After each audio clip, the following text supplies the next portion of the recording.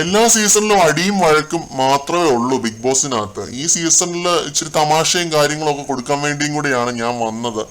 പിന്നെ ഞാനിത് ഈ ഒരു വിഷയം ഭയങ്കര വലിയ ഒരു ഇഷ്യൂ ആക്കി മാറ്റുമായിരുന്നെങ്കിൽ അവർക്ക് എല്ലാവർക്കും എന്നോട് ദേഷ്യം തോന്നിയേനെ. എന്ന് വെച്ച് കഴിഞ്ഞാൽ ആ ഒരു ഇന്നേഴ്സ് പുറത്തെടുത്ത ആ ഒരു ക്യാമറയിലേക്ക് കാണിച്ച ആ ഒരു ആണിന്, മെയിൽ കണ്ടസ്റ്റന്റിന് അനുമോളോട് ദേഷ്യമായേനെ എന്നൊക്കെയാണ് അനുമോൾ ഇരുന്ന് അനീഷിന്റെ അടുത്ത് പറഞ്ഞുകൊണ്ടിരിക്കുന്നത്. ഇപ്പോൾ ഇതിനകത്ത് എനിക്ക് തോന്നുന്ന ഒരു കാര്യം എന്താണ് എന്ന് വെച്ച് കഴിഞ്ഞാൽ, അനുമോളിന് ബേസിക്കലി ഒരു സേഫ് സ്ട്രാറ്റജിയാണ് അനുമോൾ ഉദ്ദേശിക്കുന്നത്.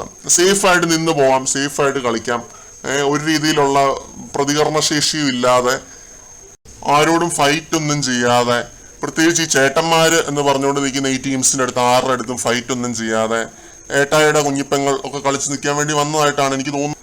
എന്നാൽ ഇച്ചിരി തമാശയൊക്കെ കൊടുത്ത് നല്ല കുട്ടി ഇമേജ് ഉണ്ടാക്കിയെടുത്ത് കുറെ വീട്ടമ്മമാരുടെ ഒക്കെ വോട്ട് വാങ്ങിച്ച് അങ്ങനെ കളിച്ചു പോവാം, നിന്ന് പോവാം എന്നുള്ളതാണ് അനുമോളുടെ ഒരു നിലപാട്. ഇപ്പൊ പോലും അനുമോൾ കാണിക്കുന്ന പരിപാടി എന്ന് പറഞ്ഞു കഴിഞ്ഞാൽ അതാണ്. ഇപ്പൊ പോലും ആ ഒരു മെയിൽ കണ്ടസ്റ്റന്റ് ആരാണ്, അതെന്താണ് സംഭവം എന്താണെന്നുള്ളത് ക്ലിയർ ആയിട്ട് അനുമോള് പറയുന്നൊന്നുമില്ല. ആ ഒരു കണ്ടസ്റ്റന്റിന്റെ പേര് അനുമോള് പറയുന്നില്ല. ഇങ്ങനെ ഡോട്ട് ചെയ്ത് പൊക്കോണ്ടിരിക്കുകയാണ്. അനീഷ് മാക്സിമം പറയുന്നുണ്ട് ഈ ഒരു നിലപാട് തെറ്റാണ്, ഇതൊരു ശരിയായ നിലപാടല്ല എന്നൊക്കെ അനീഷ് പറഞ്ഞ് കൺവിൻസ് ചെയ്യാൻ ശ്രമിക്കുന്നുണ്ട്. പക്ഷെ അനുമോള് കൺവിൻസ് ആവുന്നില്ല. അനുമോൾ എന്ത് ചെയ്തിട്ടും ആ ഒരു ആളുടെ പേര് പറയുന്നില്ല. അപ്പൊ ഇങ്ങനെയാണ്